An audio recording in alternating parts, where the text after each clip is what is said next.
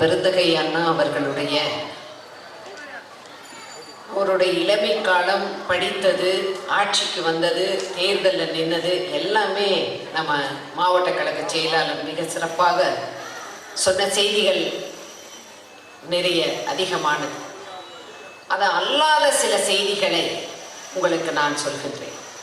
நம்முடைய பேச்சாளர் பேசும்போது சொன்னார், பேரறிஞர் பெருந்தகை அண்ணா அவர்கள் போப்பாண்டவரை ரோம் நகரத்திலே சந்திக்கும் பொழுது அந்த போப்பாண்டவர் என்ன வேணும்னு கேட்கும்போது, இப்போ போர்ச்சுகீசியர்கள் தான் அந்த கோவாவுடைய பிடி அவங்க கையில் இருந்தது. அந்த விடுதலைக்காக பாடுபட்ட ராணே அவரோட விடுதலை வேணுங்கிறதுக்காகத்தான் போப்பாண்டவர்கிட்ட கோரிக்கை வைத்தார். அதன் தொடர்ச்சியான செய்தியை உங்களுக்கு சொல்றேன். அவரை விடுதலை பண்ணிடுறாங்க. அவர் விடுதலை பெற்று போப்பாண்டவருடைய பரிந்துரையில் விடுதலை பெற்ற பின்பு அந்த கேப்டனுடைய அவருடைய மனைவி அண்ணாவை பார்க்கணுங்கிறதுக்காக சென்னைப்பட்டினம் மெட்ராஸ் வர்றாங்க. இதுவும் நான் புத்தகத்திலே படித்தது தான். அவங்க இங்கே வரும் பொழுது அண்ணா உயிரோடு இல்லை. பேரறிஞர் பெருந்தகை அண்ணா உயிரோடு இல்லை. ஒரு ஆங்கிலோ இந்தியன் மாதிரி ஒரு அம்மா அண்ணாவோட சமாதியில் போய் கண்ணீர் விட்டு அழுகும் பொழுது பத்திரிகையாளர்கள் கேட்கும் பொழுது, என்னை யாருன்னே தெரியாது, நாங்கள் யாருன்னே தெரியாது, ஆனால் ஒரு யூனியன் டெரிட்டரி இந்த கோவாங்கிற அந்த மாகாணம் அது உருவாகுவதற்காக பாடுபட்ட என்னுடைய கணவருடைய விடுதலைக்காக ஒரு தமிழகத்தை சேர்ந்த ஒரு சாமானியர் மாமனிதர் போப்பாண்டவர்கிட்ட போய் பார்க்கும் பொழுது, எனக்கு ஆசீர்வாதம் வழங்குங்க, நான் நீண்ட நாள் உயிரோடு இருக்கணும், இந்த நாட்டை தமிழ்நாட்டை ஆள வேண்டும் என்று கேட்கவில்லை. என் கணவருக்காக அதன் விடுதலைக்காக செய்தி படித்த ஒரு நபர் போப்பாண்டவர் சொன்னால் அவர் விடுதலை கிடைக்கும் என்பதற்காக அந்த பரிந்துரையின் பேரிலே கிடைத்து இன்றைக்கு அவரை பார்க்க வரக்கூடிய சூழலில் அவர் உயிரோடு இல்லை என்பதை நினைத்து என்று கண்ணீர் சிந்தி சென்றதுதான் பேரறிஞர் பெருந்தகை அண்ணா அவர்களுடைய வரலாறு. இன்னைக்கு தமிழ்நாடுன்னு இருக்கிறதுனா அதற்கு காரணம் பேரறிஞர் பெருந்தகை அண்ணா. இந்த சென்னை மதராஸ் பட்டணம் அப்படிங்கிறதுடைய நிறைவான இறுதி முதலமைச்சர் அவர். தமிழ்நாடு என்ற பெயரை உருவாவதற்கு காரணமாக இருந்தவர் நம்முடைய பேரறிஞர் பெருந்தகை அண்ணா அவர்கள் தான். அவர்கள் அண்ணன் சொன்னாங்க, செக்ரட்டரியேட்டுங்கிறது தான் இன்றைக்கு கோட்டை அப்படிங்கிறதெல்லாம் மாறி தலைமைச் செயலகம். தலைமைச் செயலகம் என்ற வார்த்தையை கொண்டு வந்தது என்றால் அந்த கோட்டையில வாய்மையே வெல்லும், சத்தியமேவ ஜெயதே என்றவற்றை மாற்றி வேறு மொழியில் சமஸ்கிருதத்தில் இருந்ததை மாற்றி வாய்மையே வெல்லும் என்பதை கொண்டு வந்த ஒரு மாபெரும் தலைவன் என்றால் பேரறிஞர் பெருந்தகை அண்ணா. இந்த மொழிக்காக ஏன் இதெல்லாம் சொல்றேன்னா, பேரறிஞர் பெருந்தகை அண்ணா அவர்கள் தன்னலமின்றி சுயநலமின்றி இந்த மாநிலம் தான் வாழ்ந்த ஏழ்மையிலே இருந்த காரணத்தினால் அவர் பள்ளிக்கூடத்தில் படித்து முடித்த உடனேயே அவரால் கல்லூரிக்கு வர முடியல, வசதி இல்லை, அம்மா இல்லை, அப்பா நெசவு தொழில், அவங்க சார்ந்த அந்த செங்குந்த முதலியார்கள் சார்ந்த நெசவு தொழில், நெசவாளர்களுடைய வாழ்க்கை. பள்ளிக்கூடம் போயிட்டு வந்ததுக்கு அப்புறமா தோளில் சுமந்து அந்த நெசவாளர்களுக்கு தறியில நெய்த துணிகளை விற்று அவருடைய வாழ்க்கையை கொண்டு செல்லக்கூடிய தருணம் தான் இருந்தார். அப்போ காஞ்சிபுரம், சின்ன காஞ்சிபுரம் நடராஜன் என்ற ஒரு சின்ன மனிதர், ஆனால் பெரியவர். அந்த மாமனிதர் உருவத்தால சின்னவர். அந்த மாமனிதர் படிக்க முடியல கல்லூரியில். நாம் காஞ்சிபுரம் நகராட்சியில் ஒரு கிளார்க்கு வேலை, பள்ளிக்கூடம் முடிஞ்ச உடனே கிளார்க்கு வேலை பார்த்துட்டு அதுக்கப்புறமா கொஞ்சம் வருமானம் சேர்த்துட்டு தான் சென்னையில் பச்சையப்பன் கல்லூரியில் இளநிலை முதுநிலை அவர் படிக்கும் பொழுதே தன்னுடைய ஆற்றல். இப்போ நம்ம குழந்தைங்க நம்மளை ஓரளவு நம்ம பேரண்ட்ஸ் நல்லா படிக்க வச்சாங்க. நம்ம குழந்தைங்கள இப்போ எத்தனை பேர் வந்திருக்கீங்க, பேரன் பேத்தி குழந்தைங்க, பெரிய பெரிய கான்வென்ட், பெரிய பெரிய கல்லூரி. ஒரு ஸ்கூலில் சீட்டு வாங்குறதுன்னா க்யூவில் நின்னா, ராத்திரியிலே போய் க்யூவில் நின்னா தான் குழந்தைக்கு சீட்டு கிடைக்குங்கிற அளவுக்கெல்லாம் நம்ம கொண்டு வந்திருக்கோம். ஆனால் தானாக வந்த சுயம்பு தான் அந்த மாமனிதர் பேரறிஞர் பெருந்தகையார்.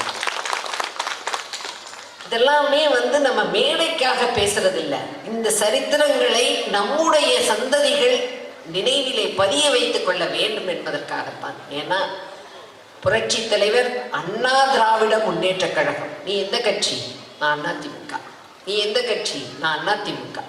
அப்போ ஒவ்வொரு தொண்டனும் அண்ணா அண்ணா அண்ணா அப்படிங்கிறத இறுதி வரை உச்சரிக்க செய்தது என்றால் புரட்சி தலைவர். இந்த கழகமே கொடி பார்த்து அண்ணா கையை நீட்டி, இது சுயநலம் இல்லை, மக்களுக்காக என்று சொல்லக்கூடிய அந்த பேரறிஞர் பெருந்தகை அண்ணா அவர்களை அந்த பெயரை தாங்கியிருக்கக்கூடிய கழகத்தில் நாம் இன்றைக்கு உறுப்பினராக இருக்கின்றோம் என்பதுதான் பெருமை. அவர் அன்னைக்கு கல்லூரியில் படிக்கும் பொழுது தானாக படித்து, தானாக ஆங்கிலம் கற்று, தானாக மேடை பேச்சாற்றல், நாடகம், கதை வசனம், இப்படியாக நம்ம உட்காந்து டியூஷன் அனுப்புகிறோம், சொல்லி கொடுக்குறோம்.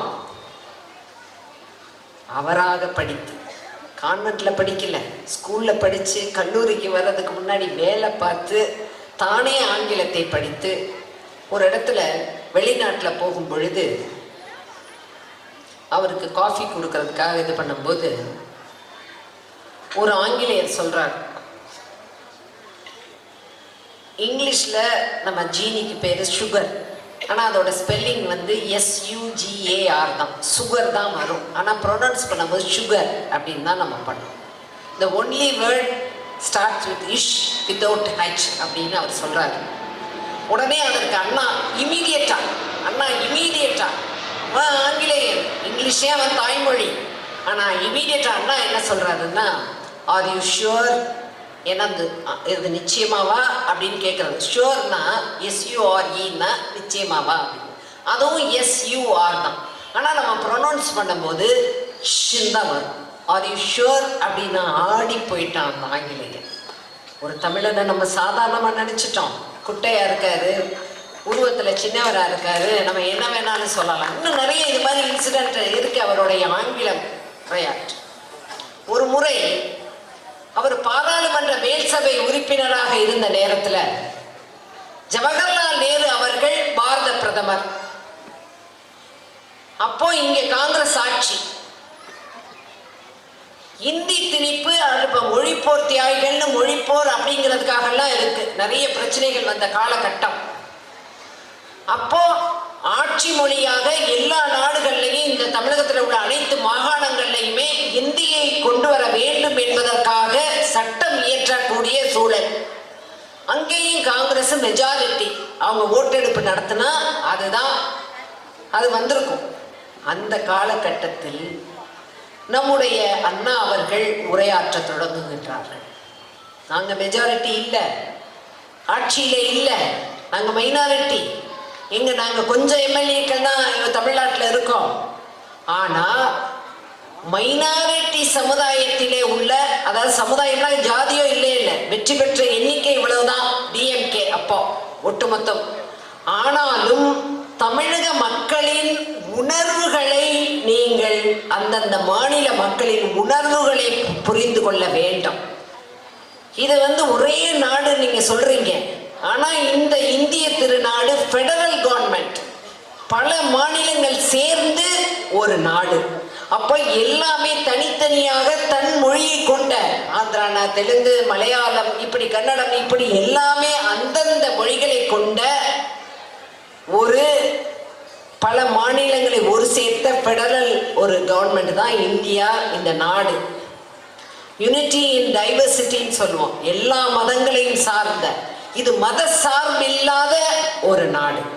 இப்படி அவர் பேச பேச அவர் டைம் முடிஞ்சவுடனே அங்கே உள்ள சபாநாயகர் பெல் அடிக்கும் போது ஜவஹர்லால் நேரு அவர்கள், no, he can talk, he can take his own time, அப்படின்னு சொல்லி அவரை 2 மணி நேரம் பேச விட்டு அந்த உணர்வுகளுக்கு மரியாதை கொடுத்ததுனால தான் உயிருக்காக தமிழ், உறவுக்காக ஆங்கிலம் என்ற நிலைப்பாடு இன்றைக்கும் இருக்கின்றது என்றால், இன்னைக்கு எத்தனையோ பேர் கபட நாடகமும் வேடங்களும் போட்டு திராவிடம் என்ற பெயரிலே மக்களை ஏமாற்றக்கூடிய சூழல்ல பேரறிஞர் பெருந்தகை அண்ணா அவர்கள்தான் உண்மையாக இந்த மொழிக்காக, இந்த தமிழ்நாட்டுக்காக போராடிய ஒரு மாபெரும் மேலை. அவருடைய பெயர்ல தான் ஒரு பிரச்சனைகள் என்று வந்த உடனேயே, குடும்ப அரசியல், வாரிசு அரசியல் என்று வந்த உடனேயே நன்றி கெட்ட தனத்தை தாங்கிக் கொள்ள முடியாத சூழலில் தான் நம்முடைய புரட்சி தலைவர் பேரறிஞர் பெருந்தகை அண்ணா அவர்களுடைய திருநாமத்தை கொண்ட இந்த கழகத்தை ஆரம்பித்தது என்றால், அண்ணாவுக்கு பல்வேறு பெருமைகளை தந்தவர் புரட்சி தலைவர், புரட்சி தலைவி அம்மா அவர்கள். அவங்க ஆட்சிக்கு வந்த உடனே 91ல் அம்மாவுடைய கவனத்துக்கு போகுது. அண்ணா அவர்களுடைய துணைவியார் இருக்கின்றாங்க, அந்த குடும்பம் நிதி சுமையிலே இருக்கின்றது, நிதி பற்றாக்குறையிலே இருக்கின்றது என்ற உடனே தான் அம்மா அவங்கள கூப்பிட்டு தனியாக ஒரு ரூம்குள்ளே இருந்தாங்க அப்படின்னு கொடுத்துருக்கலாம். ஆனால் அம்மா அதை செய்யலை. அண்ணாவுக்கு மரியாதை செய்ய வேண்டும், அந்த குடும்பத்திற்கு நிரந்தரமாக ஒரு வருமானம் கொடுக்கப்பட வேண்டும், அவர்களை பெருமைப்படுத்த வேண்டும் என்பதற்காக அவர் எழுதிய அத்தனை புஸ்தகங்களையும் அரசுடைமையாக்கியது என்றால் அது புரட்சி தலைவி அம்மா அவர்கள். அதற்காக பணமுடிப்பாக அன்றைய தினம் 75 லட்சம் ரூபாயை வழங்கிய ஒரு மாபெரும் தலைவி என்றால் அதுதான் புரட்சி தலைவி அம்மா அவர்கள். எனக்கு முன்னால பேசின பேச்சாளர் மாற்றான் தோட்டத்து மல்லிகைக்கும் மனம் உண்டுன்னு சொன்னாங்க. அந்த மாற்றான் தோட்டத்து மல்லிகைக்கும் மனம் இருக்கின்றது என்பதை எந்த சூழல்ல அண்ணா சொன்னார்கள் என்றால், நான் பக்கத்துல இருந்து பார்க்கல, ஆனால் படித்தவைகள் இன்னும் நிறைய இருக்கு. ஏன்னா இதெல்லாம் நீங்க படிக்கணும், தெரிஞ்சுக்கணும். நம்ம மனசுல எப்பவுமே உறுதி இருக்க வேண்டும். அதிமுக ஆட்சி மீண்டும் இங்கே தமிழகத்திலே வந்தால்தான் அது மக்கள் ஆட்சியாக இருக்கும், மக்களுக்கான ஆட்சியாக இருக்கும் என்றால், இது போன்ற தலைவர்கள் செய்த தியாகத்தை, அம்மா செய்த தியாகம், புரட்சி தலைவர் செய்த தியாகம், திட்டங்கள், அண்ணா அவர்கள் செய்த சீரமைப்பு, மக்களுக்கான ஆட்சி என்பது மீண்டும் வர வேண்டும் என்ற உறுதி இங்கே வந்திருக்கக்கூடிய மக்களுக்கும் பெண்களுக்கும் வர வேண்டும். காரணம், போன பார்லிமெண்ட் தேர்தலில் நம்ம எல்லாருமே களத்தில் இருந்தோம், எல்லாருமே பார்த்தோம். ஆனால் மீண்டும் நம்ம தோல்வியை சந்திக்க கூடாது என்பதற்காகத்தான் இதை சொல்கிறேன். அப்போ புரட்சி தலைவி அம்மா அவர்கள் இன்னைக்கு பார்லிமெண்ட் பழைய கட்டடம், அந்த பார்லிமெண்ட்ல பழைய கட்டடத்துல இன்னைக்கு புது கட்டடம் வந்துருச்சு. இன்றைக்கும் பார்லிமெண்ட்ல பேரறிஞர் பெருந்தகை அண்ணா அவர்களுடைய திருவுருவச் சிலை, பசுமன் முத்துராமலிங்க தேவர் ஐயா அவர்களுடைய திருவுருவச் சிலையும், புரட்சி தலைவர் அவர்களுடைய சிலையும், அண்ணா அவர்களுடைய சிலையும் அந்த பார்லிமெண்ட் வளாகத்துக்குள்ள வருதுன்னா அதற்கு முழு முதல் காரணம் புரட்சி தலைவி அம்மா அவர்கள் என்பதை இந்த நேரத்தில் சொல்றேன். இந்த மாற்றான் தோட்டத்து மல்லிகை நீங்க எல்லாரும் கேள்விப்பட்டிருப்பீங்க. காங்கிரஸ் ஆட்சியில, காங்கிரஸுக்கு முன்னாடி ஆங்கிலேயர்கள் ஆண்ட காலத்தில் அடிமையாக இருந்த இந்த இந்திய திருநாட்டில் வெள்ளையனே வெளியேறு என்ற பல்வேறு இயக்கங்கள், முழக்கங்கள் எல்லாம் இருந்த நேரத்தில் தமிழ்நாட்டிலிருந்து அந்த தூத்துக்குடியில் ஆஷ் துறையை சுட்டுக் கொன்ற வாஞ்சிநாதன், அந்த வாஞ்சிநாதன் நம்முடைய தமிழ்நாட்டு, தமிழக அந்த பகுதியிலே உள்ள இளைஞர்களை, இன்னைக்கும் அதில் அந்த ஸ்டேஷன் பேர் மணியாச்சின்னு இன்னைக்கும் இருக்கு, அந்த இடத்துல தான் அந்த ஆஷ் துறையை அவர் கொண்டுடுறார். ஷூட் பண்ணிட்டு தானும் ஷூட் பண்ணிக்கிறார். இளம் வயது, மனைவி ரொம்ப இளம் வயது, கை குழந்தை. ஆனால் தமிழ்நாட்டுக்காக அப்படின்னு. ஆனால் அவங்க சார்ந்தது காங்கிரஸ் ஆட்சி, காங்கிரஸ் அப்படிங்கிறது. அப்போது காங்கிரஸ் ஆட்சி வந்துடுது விடுதலைக்கு அப்புறமா, தொடர்ச்சியாக அவங்க இருக்காங்க. அப்போ அந்த அம்மா அவங்க ஐயர் மயிலாப்பூருக்கு வந்துடுறாங்க. இந்த மயிலாப்பூரில் அங்கே இருக்கும் பொழுது அவங்க அப்போ முதலமைச்சராக இருந்த பக்தவச்சலம் அவங்க ஆட்சியில் இருந்த காங்கிரஸில் போய் மனு கொடுக்குறாங்க. பென்ஷனுக்கு ஒரு வருமானத்திற்கு வேண்டும் என்று கொடுக்குறாங்க. பல்வேறு காரணங்களால் அதை அப்படியே தூக்கி போட்டுறாங்க, கொடுக்கப்படாது. அண்ணா அவர்கள் 67 முதலமைச்சராக வந்த உடனேயே அவர் கவனத்திற்கு இந்த மனு மீண்டும் கொடுக்குறாங்க, போகுது.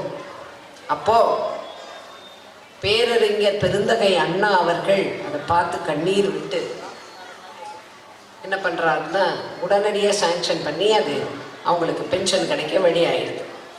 மாற்றான் தோட்டத்து மல்லிகைக்கும் அப்போ கட்சி பார்க்கல, மக்கள் காங்கிரஸ் எந்த கட்சியாக இருந்தாலும் யாராக இருந்தாலும் எல்லோருக்கும் சமமான உரிமையை வழங்கப்பட வேண்டும் என்பதற்காக சீர்திருத்த திருமணம் அங்கீகாரம் செய்ய வேண்டும், தமிழ்நாடு என்று பெயர் வர வேண்டும், இப்படியான பல்வேறு உரிமைகளை பெண்களுக்கும் வழங்கியது தான் புரட்சி தலைவர் கொண்டு வந்த ஆட்சியில் பெண்களுக்கு முக்கியத்துவம்.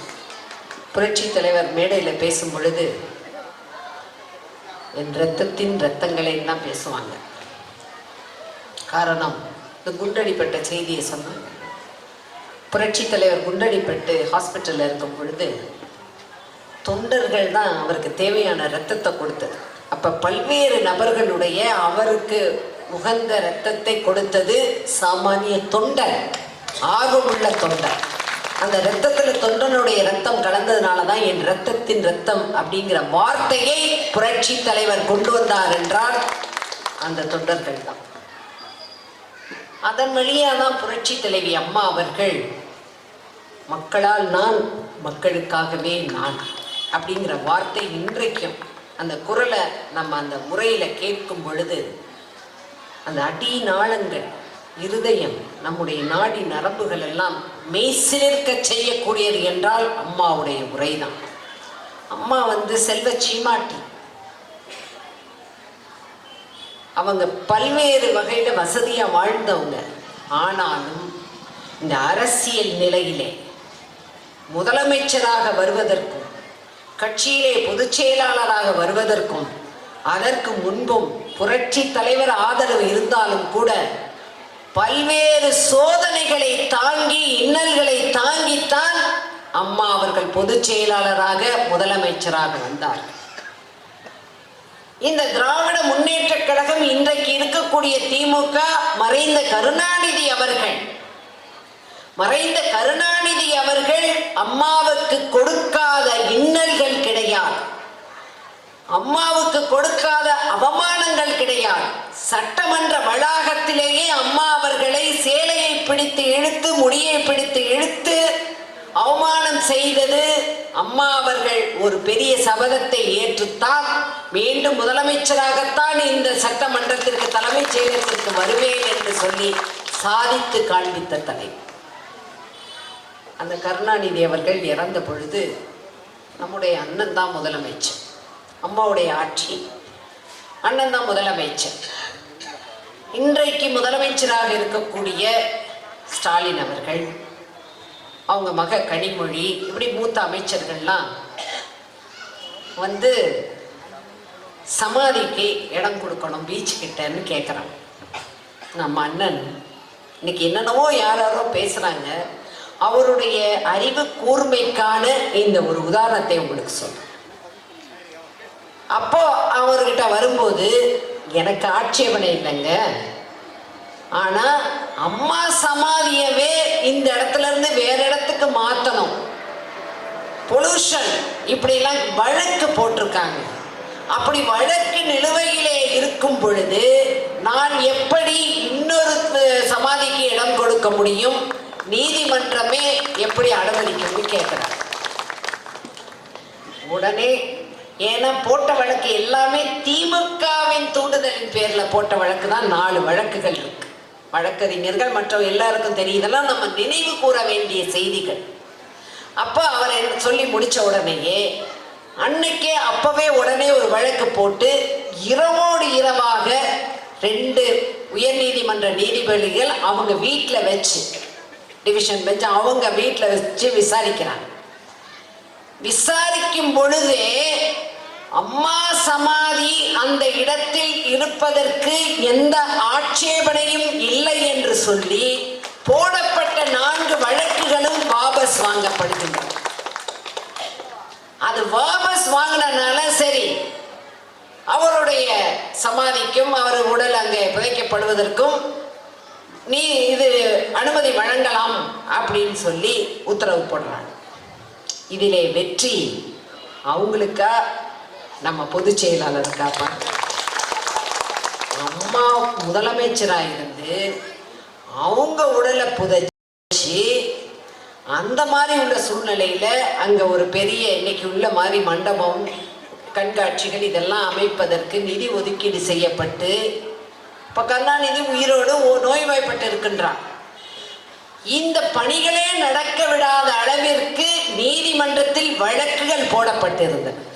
ஆனா கருணாநிதி அவர்கள் இறந்த உடனேயே அவர் புதைக்கலாம், எங்களுக்கு இந்த அம்மாவுடைய சமாதி அங்கே இருப்பதில்லை, எந்த ஆட்சேபனையும் இல்லை சொன்னால், அப்ப திமுக சிறைச்சாலைக்கு அம்மாவை அனுப்பியது திமுக. அம்மா நோய்வாய்ப்பட்டு மரணம் இவ்வளவு சீக்கிரம் நடந்ததற்கு காரணம் திமுக.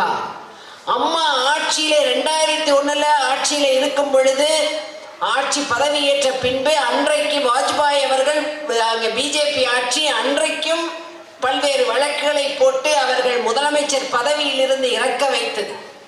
முதலமைச்சராக அன்றைக்கு வரும் பொழுது அவர்கள் 4 தொகுதியில் போட்டியிட வேண்டும் என்று மனு செய்யும் பொழுது அதை நிராகரிக்கப்பட்டது. அத்தனை சதிகளும் செய்தது திராவிட முன்னேற்ற கழகம். அதை எல்லாம் மீட்டு வேற ஒரு ஆண்மகனாக இருந்தால், ஒரு ஆம்பளையா இருந்தா கூட ஓடி போயிருப்பாங்க. எனக்கு ஒரு பெரிய கும்பிடு, எனக்கு இந்த அரசியலே வேணாம். அத்தனை வழக்குகளை மீட்டெடுத்து, அத்தனை சோதனைகளையும் தாங்கி, அத்தனை அவமானங்களையும் தன்னுள்ளே வைத்து 96 ஒரு தேர்தல் வந்து தோல்வி விட்ட உடனேயே மந்திரிகளா இருந்தவங்க எல்லாம் அம்மாவை அன்றைக்கு விமர்சனம் செய்து ஓடி போனவர்கள் தான் இன்றைக்கு திமுகவிலே இருக்கின்றார்கள். ஆனால் அந்த தோல்விக்கு அத்தனை முழு பொறுப்பையும் நானே ஏற்றுக்கொள்கின்றேன் என்று தாங்கியவர் தான் புரட்சி தலைவி அம்மாவர். அம்மாவுக்கு ஜாதி மத வித்தியாசம் இல்லை. தன் மனதிலே இருந்ததெல்லாம் தமிழக மக்கள், தமிழக மக்கள், தமிழக மக்கள். அதிலே குறிப்பாக பெண்கள். அவர்களுடைய அத்தனை திட்டங்களையும் நீங்கள் பார்த்தால் பெண்கள் சார்ந்ததாக இருக்கும், மாணவர்கள் வளர்ச்சி சார்ந்ததாக இருக்கும், குழந்தைகள் வளர்ச்சி சார்ந்ததாக இருக்கும், ஆரோக்கியமானதாக இருக்கும். அதனாலதான் அம்மா ஆட்சியில தான் பெண் கமாண்டோ படை அப்படிங்கிறத கொண்டு வந்தது புரட்சி தலைவி அம்மா. அம்மா ஆட்சியில தான் பிறந்த குழந்தைங்க கூட சீரோட வந்தாங்க. ஒரு வளைகாப்பு, சமூக வளைகாப்பு அப்படின்னு பெண்களுக்கு நடந்ததுன்னா, பெண்களை நீங்க வந்திருக்கீங்க, இந்த மீட்டிங் கூப்பிட்டுருக்காங்க, நம்ம வந்திருக்கோம் அப்படிங்கிறது இல்லை. உங்கள் மனதிலே பதிய வேண்டும். எல்லா திட்டங்களுமே தாலிக்கு தங்கம், படிக்க வேண்டும், படிக்கக்கூடியவர்களுக்கு நிதி உதவி, திருமணத்திற்கு தங்க காசு, தாலிக்கு தங்கம், சைக்கிள், புத்தகப்பை எல்லாம் முடிச்சாங்க. 2011 தேர்தலுக்கு முன்னாடி அண்ணன் ரவி அண்ணன் இருக்காங்க, பகுதி செயலர் எல்லாருமே, தமிழகம் முழுவதும் அம்மா கட்சி சார்பாக ஒரு புரட்சியை கொண்டு வந்து இளைஞர் இளம் பெண்கள் பாசறை அப்படிங்கிறத உருவாக்க சொன்னாங்க. எல்லாருமே பண்ணணும். அதுக்கு ஒரு வயசு இதெல்லாம் போட்டு குறிப்பு போட்டாங்க. அம்மா வெற்றி பெற்றாங்க. இளைஞர் இளம் பெண்கள் பாசறையை மனதிலே வைத்துத்தான் அந்த மாணவர்கள் அனைவரும் பொருளாதார சமநிலை பெற்று உயர்கல்விக்கு செல்ல வேண்டும், படிக்க வேண்டும் என்பதற்காகத்தான் +1 +2 காலேஜ் எல்லாருக்குமே லேப்டாப் கொடுத்த திட்டம் என்றால் இதுக்குத்தான். இன்னைக்கு கஞ்சா போதை மருந்து அப்படின்னு நான் இன்னைக்கு நேற்று படித்தேன். ஏன்னா எல்லாமே போதை வாழ்க்கையாகவே போச்சு. இந்த திமுக ஆட்சி தானே நடக்குதுங்கிறதுக்காகத்தான் ஒரு கொடூரை ஒரு பெண்ணை, ஒரு உதாரணத்துக்கு தான் சொல்கிறோம், ஒரு பெண்ணை அவள் பாலியல் தொழில் செய்யக்கூடியவளாக கூட இருக்கலாம், அது அவளுடைய தனிப்பட்ட விருப்பம், வர வச்சு இதெல்லாம் நான் செய்தியில் படித்தது. என்ன நடந்ததோ தெரியாத, ஆனால் அந்த பொண்ணை அவன் கொண்டுட்டான். துறைப்பாக்கத்தில் கொண்டு ஒரு சூட்கேஸில் அடைச்சி ஒரு கட்டடம் வேலை நடக்கிற இடத்துல தூக்கி போட்டான். அந்த கொடூரை அந்த பெண்ணோட மூளையை சுத்தியலால் அடித்து கொண்டவன் மூளையை அவன் சமைச்சு சாப்பிட்ருக்கான்னா, இதுதான் இந்த திராவிட மாடல் திமுக ஆட்சியின் கேவல லட்சணம். எங்க பார்த்தாலும் மாணவர்கள் கிட்ட போதை, கஞ்சா, ஒரு நாட்டின் சீர்கேடு என்றால் அதற்கு காரணம் இந்த திமுக ஆட்சி. ஆனால் முத்தமிழ் மாநாடுன்னு ஒன்று நடத்துனாங்க இப்போ போன வாரம். இப்போ நீங்கள் நடத்துங்க, அது உங்கள் சௌரியம், அதில் எங்களுக்கு ஒன்றும் ஆட்சேபனை இல்லை. அதில் பார்த்தீங்கன்னா மூத்தவங்க சீனியர்கள்லாம் இன்னும் ஏன் நீங்கள் அதாவது அவங்க உதயநிதி மாறன நீங்க ஏன் விளையாட்டுத்துறை அமைச்சர், நீங்க ஏன் இந்த முதலமைச்சராக்கல வேகமாக்குங்க. அப்போ அதுல முக்கியமா சொன்னவர் அண்ணன் பழனி மாணிக்கம், தஞ்சாவூர் மாவட்டம் முன்னாள் சென்ட்ரல் மினிஸ்டரா இருந்தவர். அவர் சொல்லியிருக்கிறாரு, இப்படி நிறைய பேர் சொல்லியிருக்காங்க. அப்போ ஸ்டாலின் முதலமைச்சரா இருக்க வேணாம், நீங்க சீக்காளி ஆயிட்டீங்க, அதனால உங்க பிள்ளைய வேகமா ஆக்குங்க, நாங்க அவர் உங்க காலை பிடிக்கிறது போல அவர் காலை பிடிச்சி நாங்க பதவி வாங்கிக்கிறோம்னு சொல்றாரா? இல்ல நீங்க லாய்க்கு இல்ல, நீங்க ஒரு பொம்மை முதல்வர் தான். எடப்பாடியார் சொல்வார், கீ கொடுத்த பொம்மை தலையாட்டுன்னா ஆட்டும், வாசிக்க தெரியாது, எந்த சுய நினைவும் இருக்காதுன்னு சொன்ன மாதிரி அப்படின்னு நினைக்கிறாங்களா? என்ன அர்த்தத்துல அப்படி சொல்றாங்கன்னு தெரியல. வந்த உடனே எனக்கு ஒரு செய்தி சொன்னாங்க, அண்ணன் 200 தொகுதி திமுக ஜெயிச்சிடணும், மொத்தம் 234. அப்ப 200 தொகுதி திமுக வச்சுக்கணும், கூட்டணி எல்லாம் எங்க அடிமைகள் தான், நாங்க கொடுக்குற சீட்டை தான் நீங்க வாங்குவீங்கன்னு அவரு முதலமைச்சராக இருக்கக்கூடிய கட்சியின் பொதுச் செயலாளர் தலைவர் சொல்றாரான்னு எனக்கு தெரியல. எதற்கு சொல்றேன்னா, கஞ்சா ஜாஃபர் சாதிக்கு உங்க மனைவி உதயநிதி ஸ்டாலின் மனைவி அவர் நடத்துற சினிமா விழாவில் கலந்துக்கிறாங்க. நிறைய பேர் அவர் ஆரம்பிக்கிற காஃபி ஷாப்ல போய் கலந்துக்கிறாங்க. கட்சியில பொறுப்புல அவர் இருக்காரு, முதலமைச்சரை பார்க்கிறாரு. இப்படிப்பட்டவர் இந்த மாதிரி போதைப் பொருள் கடத்துவதிலே மும்முரமாக இருக்கின்றார் என்பது மத்திய அரசிற்கு பிரான்ஸ் நாட்டில இருந்து செய்தி கண்காணிச்சு பிடிக்கிறாங்க. டெல்லியில குடோன் வச்சு இங்க எல்லாமே வருது. இது எல்லா தகவலையும் பெற்ற அப்போ போதைப் பொருள் ஆசாமி உங்களுடைய வருங்கால சந்ததிகள், நீங்க நிறைய இடத்துல பார்த்தீங்கன்னா 1 பவுன் தங்கத்துக்காக போட்டிருக்க சின்ன தாலிக்காக தோடுக்காக பேரனே பாட்டியை கொள்றது, குடும்ப உறுப்பினர்கள் மேல பிரச்சனை பண்றதுன்னா அவ்வளவு போதை.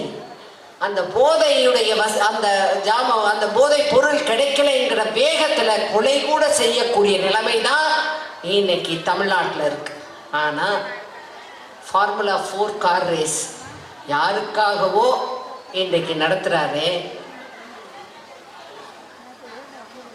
இளைஞர்கள், நீங்கள் ஒரு இளைஞர், இந்த சமுதாயம் வளர்ச்சிக்காக நம்ம என்ன பண்ணுவோம், இந்த இளைஞர் சமுதாயத்திற்காக என்ன திட்டங்கள் கொண்டு வந்தோம் அப்படின்னா கிடையாது. நீங்க எதிர்கட்சியா இருக்கும் போது நீட்டு எங்களை கொல்லாம கொன்னீங்க, மக்கள் மனசுல பொய்யான செய்தியை கொடுத்தீங்க. அதற்கு காரணமே தமிழ்நாடு தான், முதலமைச்சர் தான், அன்றைக்கு எடப்பாடியார் தான், அம்மா ஆட்சி தான் ஒரு தப்பான செய்தியை சொன்னீங்க.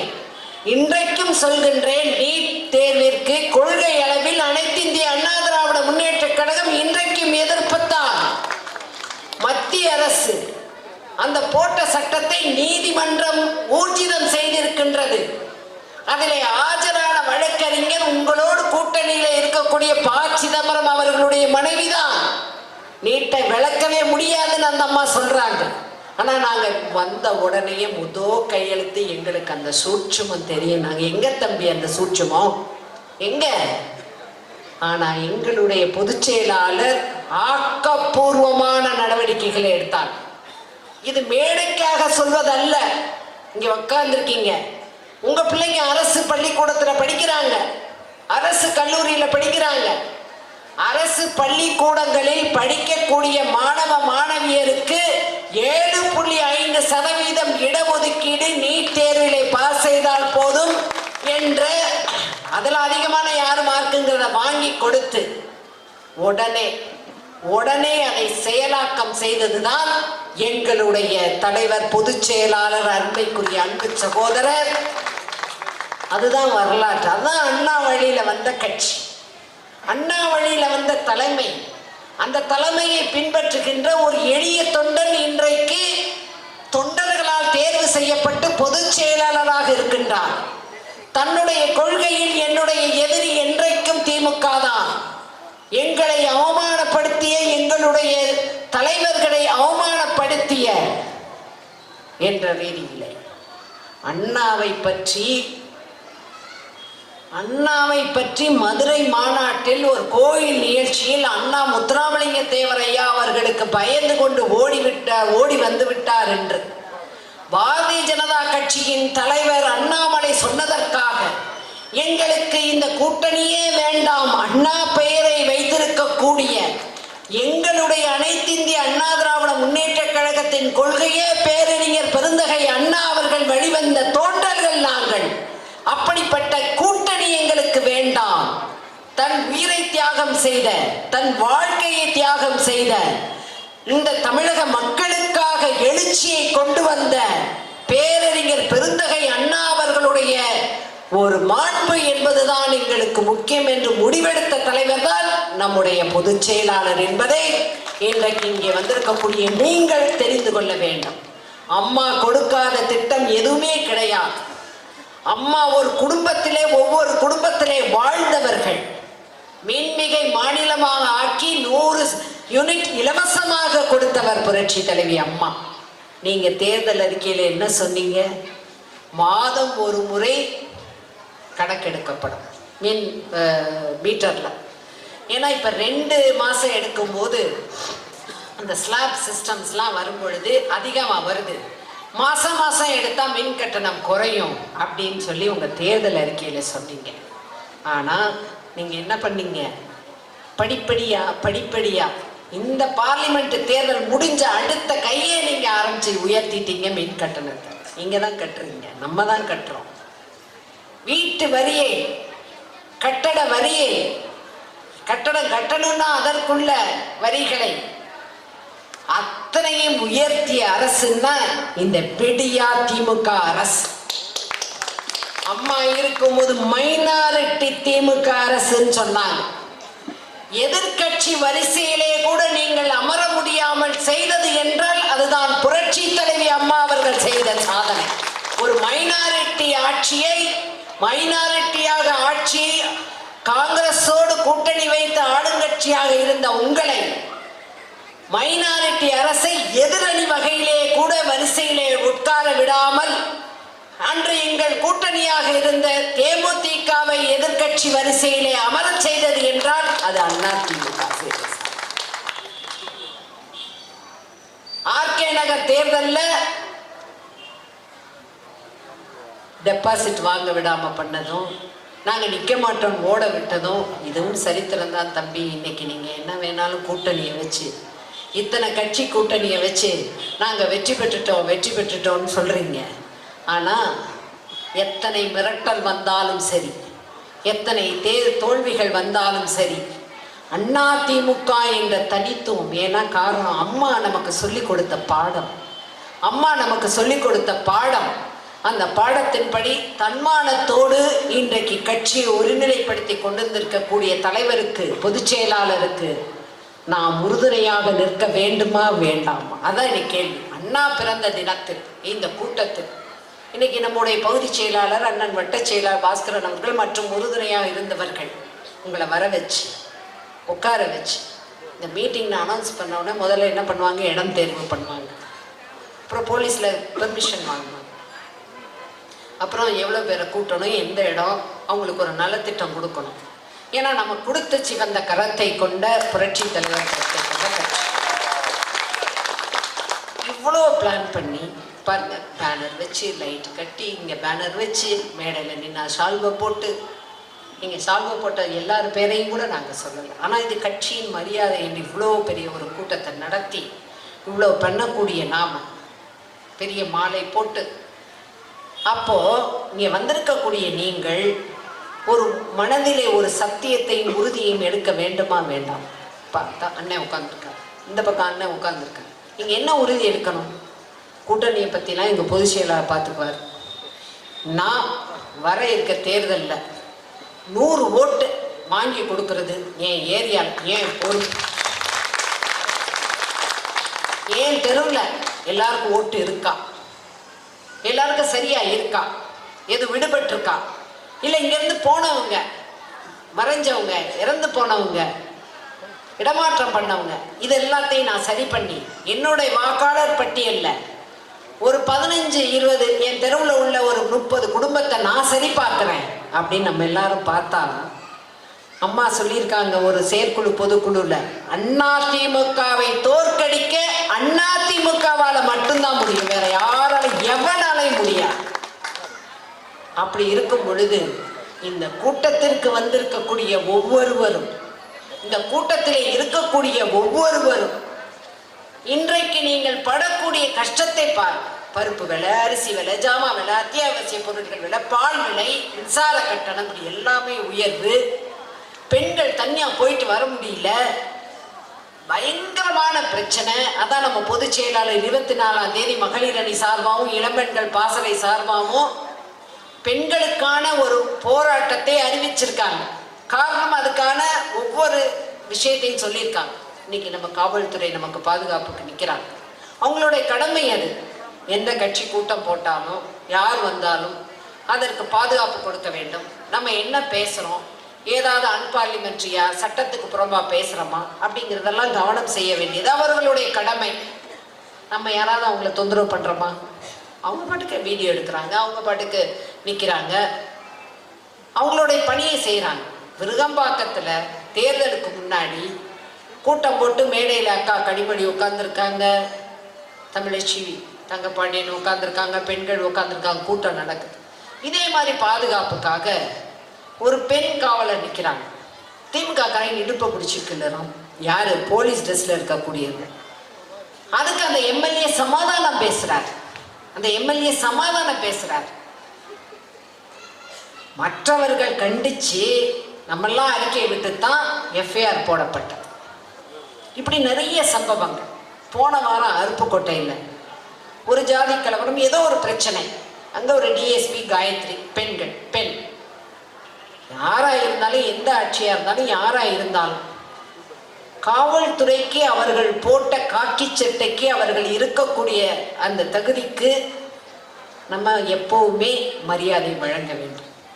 அம்மா ஆட்சியில் இப்போ அண்ணன் மாவட்ட செயலாளர், பகுதி செயலாளர், ஏதோ ஒரு பிரச்சனை, ஆனால் நீங்கள் ஒரு வார்த்தை போலீஸ் ஸ்டேஷனில் பேசுங்கன்னா, போலீஸ் ஸ்டேஷனில் அப்போ இன்ஸ்பெக்டரோ, டிஎஸ்பியோ, ஏசியோ, டிசியோ என்ன சொல்லுவாங்கன்னா, சார் அம்மாட்ட வேணா வீட்டில் போட்டு பேசி தெரிவிச்சிடவா அப்படின்னு கேட்பாங்க. இந்த போலீஸ் ஸ்டேஷனுக்கு ரெக்கமெண்டேஷன் போகிற வேலையவே நம்ம யாருமே பண்ணலை. அவ்வளோ அம்மாவுடைய ஆட்சியில் என் காவல்துறையை பணி செய்ய விடாமல் நீங்க பண்றீங்களான்னு பிச்சு எடுத்து நொறுக்கிடுவாங்க. காவல்துறைக்கு அவ்வளவு மரியாதை கொடுத்தது புரட்சி தலைவர், அதற்கு அடுத்தாற் போல புரட்சி தலைவி அம்மா தான். அந்த அம்மா காயத்ரி போய் ஒரு ரவுடியை பிடிச்சு தள்ளி பிரச்சனை வரக்கூடாதுன்னு போய் நிற்கிறாங்க. அந்த ரவுடி அந்த அம்மா முடிய கொண்டையை பிடிச்சி இழுத்து பண்றான்னா நடக்கிறதே ஒரு ரவுடி பைய ஆட்சிங்கிறது தான் அவனுக்கே தெரியும்.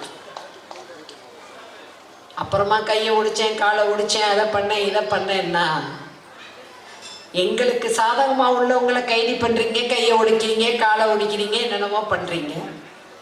ஆனால் உங்கள் ஆட்சியில் காவல்துறைக்கே அவர்கள் கண்ணியத்திற்கே பாதுகாப்பு இல்லை என்றால் அதுதான் திராவிட மாடல் ஆட்சி. ஃபார்முலா 4 கார் ரேஸ் நடத்தணுங்கிறது தனக்கு பிடித்தமானவர்களுக்காக நடத்தப்பட வேண்டியது. கேட்டா ஒரு தனியார் நிறுவனம் நடத்துதுங்கிறாங்க.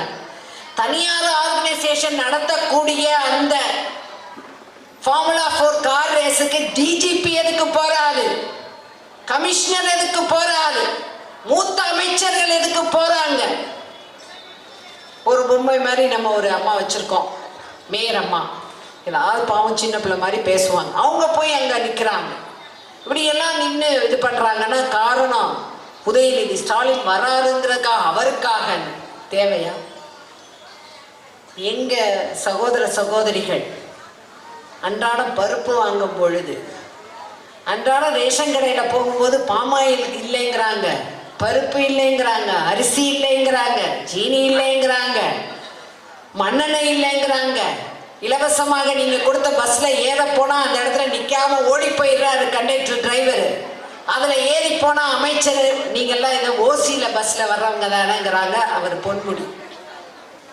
அந்த பொன்முடியை பத்தி ஒரு கதையை நான் அந்த நேரத்தில் சைதாப்பேட்டைங்கிறனால சொன்னேன். அது எந்த பகுதின்னு எனக்கு தெரியாது. ஆனா இந்த சைதாப்பேட்டை தொகுதிக்கு உட்பட்ட பகுதி தான். இன்னைக்கு அவருக்கு ஒரு வழக்கு இருக்குன்னா, இங்க அவரு அவங்க மாமியார் பேர்ல ஒரு இடத்த வாங்குறார், ஸ்ரீராம் நகர். அந்த அந்த இடத்துல அந்த விற்கிறவன் பொதுவாகவே ஒரு இடம் வாங்கணும்னா நம்ம வந்து லீகல் பார்ப்போம். ஒரு ப்ராப்பர்ட்டி வாங்கணும், இடமோ ஏதோ ஒரு ப்ராப்பர்ட்டி வாங்கணும், சேல் பண்ணணும்னா அது கரெக்டாக பார்த்து வாங்கணும். பக்கத்து இடத்துல ஒருத்தன் கட்டடம் கட்டுறதுக்கு காவலாளியா ஒருத்தன் இருக்கான். அதுக்கு பக்கத்து இடத்துல ஒரு கவர்மெண்ட் ஒரு டிபார்ட்மெண்ட் சார்ந்த ஒரு இடத்துல அவன் ஒரு குடிசை போட்டு அந்த இடத்த காவலாளியா இருந்து முடிச்சிடறான். அதை அவன் காலி பண்ணாமலே அப்படியே வச்சிருக்கான். அது எப்படியோ திமுக காரங்களுக்கு தெரிஞ்சிருச்சு. நான் அந்த பேரெல்லாம், ஏன்னா நீதிமன்றத்தில் இருக்கேன்னா என்னால் புள்ளி விவரமா அந்த கேஸை பத்தி சொல்ல முடியும். ஏன்னா ஒரு அமைச்சர் மேல ஒரு கேஸ் வருதுன்னா எங்க மாதிரி ஆட்கள், செய்தி தொடர்பாளர்கள், அதை பற்றிய முழு விவரத்தையும் நாங்கள் தெரிஞ்சு வச்சிருப்போம். என்னைக்கு எந்த இடத்துல எப்படி ஒரு ஆர்கியூமெண்ட் வந்தாலும், அம்மாவை பற்றி ஏதாவது பேசினாலும், நம்முடைய பொதுச் செயலாளரை பற்றி பேசினாலும் அதற்கு உடனடியாக நம்ம பதில் சொல்றதுக்காகத்தான் நம்ம வந்து அதை பற்றின விவரங்களை தெரியும். இது பப்ளிக் டாக்குமெண்ட். அப்போ அவர் வந்து நான் காசு கொடுத்து தானே வாங்கினேங்கிறது அவருடைய ஆர்கியூமெண்ட். வித்தவனுக்கு லோகோஸ் அதிகாரம் இருக்கா இல்லையாங்கிறதே தெரியாம குறைச்சி விலைக்கு நீங்கெல்லாம் அன்கோ போட்டு அந்த இடத்த வாங்கி வீடை கட்டிடுறீங்க. அது அரசு சார்ந்த இடம்தான், அரசு அந்த டிபார்ட்மெண்ட் சார்ந்த இடம்தாங்கிறத சொல்லித்தான் அதிமுக ஆட்சியில கேஸ போடுறோம். ஆனா உங்க ஆட்சி வந்தோம்னா அதை மாத்துறீங்க, மீண்டும் அது வழக்காக வருகின்றது. அப்போ அரசு சார்ந்த பொது இடத்தில் குறைந்த விலைக்கு வாங்கி வீடு கட்டிய நீங்கள் ஓசியா கள்ளத்தனமா பெண்கள், அப்பாவி பெண்கள், கவர்மெண்ட் கொடுக்குற, அவன் கொடுக்குற வரிப்பணத்துல ஓடிக்கிட்டு இருக்கு கவர்மெண்ட்ல இலவசமாக கொடுக்கக்கூடிய அந்த பஸ்ல டிராவல் பண்றது ஓசின்னு நீங்க விமர்சனம் பண்றீங்களே. உங்ககிட்ட 1000 ஓட்டை இருக்கு, உங்ககிட்ட 1000 ஊழல் இருக்கு. இன்னும் உங்க பதவியவே ஊசல் ஆடிக்கிட்டு இருக்கு, நீதிமன்ற கையில இருக்கு. அத்தனை அமைச்சர்களும் உயர் நீதிமன்றத்துல போய் தடையாணை தான் வாங்கியிருக்கீங்க. நீங்க குற்றவாளின்னு யாரையும் சொல்லல. 2011 அனைத்து இந்திய அண்ணா திராவிட முன்னேற்ற கழகம் ஆட்சிக்கு வந்தது என்றால் கனிமொழி ராஜா செய்த 2G ஸ்பெக்ட்ரம் ஊழல் தான் உங்கள் ஆட்சி வீட்டுக்கு போனதற்கு காரணம். இன்றும் உங்கள் மீது வழக்கு இருக்கின்றது, இன்னும் மேல்முறையீடு வழக்கு இருக்கின்றது. அதிமுக ஆட்சியில் நீங்கள் சொன்னீர்கள், அன்பு சகோதரி கனிமொழி அவர்களே, இங்கே நான் அதிகமாக விதவைகளை பார்க்கின்றேன் என்று சொன்னீர்கள். ஆனால் உங்கள் ஆட்சியில் கள்ளச்சாராயம் குடித்து விதவைகளான சகோதரிகளை நீங்களும் சென்று பார்க்கவில்லை, உங்கள் அண்ணன் முதலமைச்சரும் சென்று பார்க்கவில்லை. 4 நாள் கழிச்சு ஃபார்முலா 4 கார் ரேஸ் நடத்துற உங்க அண்ணன் பையன் போய் சும்மா பார்த்துட்டு வர்றாரு. கள்ளச்சாராயத்தை ஒழித்தீர்களா? ஸ்டேஷனுக்கு பக்கத்துல,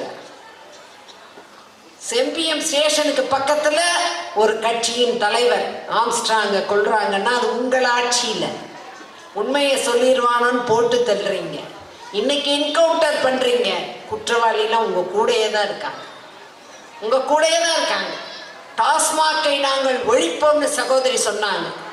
ஆனா பத்திரிகைக்காரங்க இப்ப கேட்டா நான் எப்ப அப்படி சொன்னேங்கிறீங்க.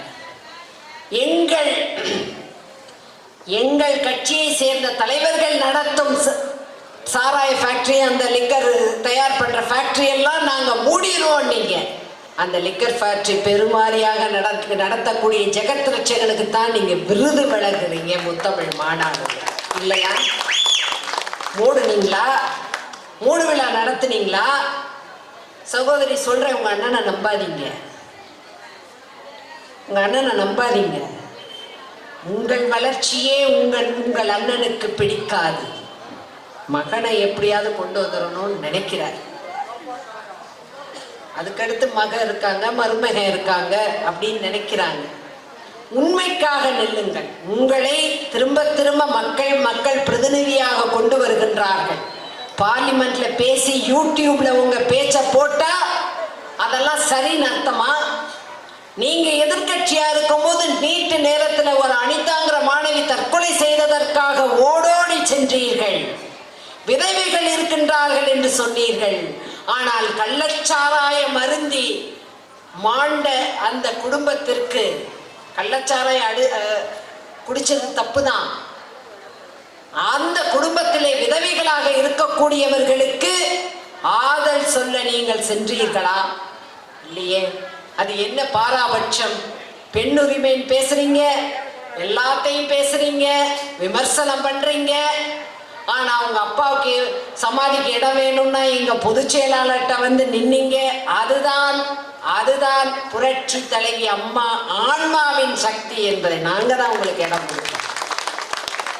கோர்ட்டுக்கு நீங்க போனாலும் எங்க அம்மா சமாதியத்தை ஒருத்தனை தொட முடியாத அளவிற்கு நீதிமன்ற வழக்குகளை வாபஸ் பெற வைத்தது என்றால் எடப்பாடியாரை நீங்க யாரு சாதாரணமா எடை போட்டுறாதீங்க. இதைத்தான் நான் உங்களுக்கு சொல்றேன். அண்ணன் சொன்ன மாதிரி மாவட்ட செயலாளர், பகுதி செயலாளர் யாருனாலும் சுலபமாக உடனடியாக அணுகக்கூடிய ஒரு தலைவர், திமுகவை எதிர்க்க வேண்டும் என்ற கொள்கையை கொண்ட ஒரு தலைவர், அண்ணா திமுக என்றைக்கும் அம்மா வழியில், புரட்சி தலைவர் வழியில், அண்ணா வழியில் இருக்க வேண்டும் என்ற ஒரு ரீதியிலே இருக்கக்கூடிய ஒரு தலைவர். அந்த தலைவருக்கு நாம் உறுதுணையாக இருக்க வேண்டும் என்பதை மனதிலே வைத்துக் கொள்ள வேண்டும். உங்கள் குழந்தைகளுக்கும் குடும்பத்திற்கும் மின்சார கட்டணம் குறைக்கப்பட வேண்டும், வரி, கட்டட வரி குறைக்கப்பட வேண்டும், மீண்டும் தாலிக்கு தங்கம் திட்டம் வர வேண்டும், ஸ்கூட்டர் மானிய விலையில் கொடுப்ப வேலைக்கு செல்லக்கூடிய பெண்களுக்கு கொடுக்கப்பட வேண்டும், அம்மா கொடுத்த அத்தனை திட்டங்களும் உங்களுக்கு வர வேண்டும், மக்களாட்சி வர வேண்டும் என்றால் 116வது பேரறிஞர் பெருந்தகை அண்ணா அவர்களுடைய பிறந்த தினத்தில் நீங்கள் உறுதியாக இருந்து உங்கள் பணிகளை நீங்கள் பார்த்தால் அண்ணா திமுக வெற்றி நிச்சயம் என்பதை சொல்லி விடைபெறுகிறேன். வணக்கம்.